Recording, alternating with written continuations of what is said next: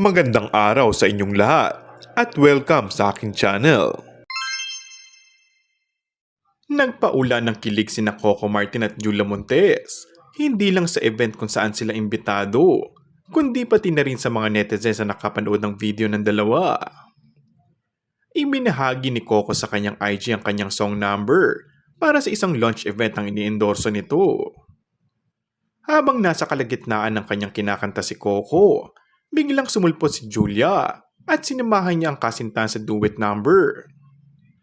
Nagbeso pa muna at yumakap sa isa't isa ang dalawa bago sabay na kumanta sa awitin na animoy love team sa showbiz na naghawakan ng kamay.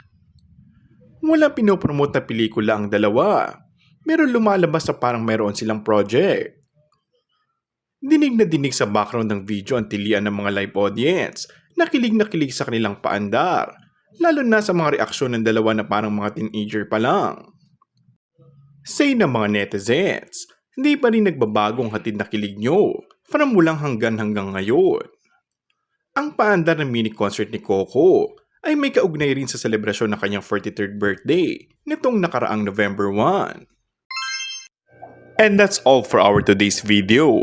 Kung bago ka lang sa aking channel ay mag-subscribe at pindutin na rin ang notification bell. Maraming salamat!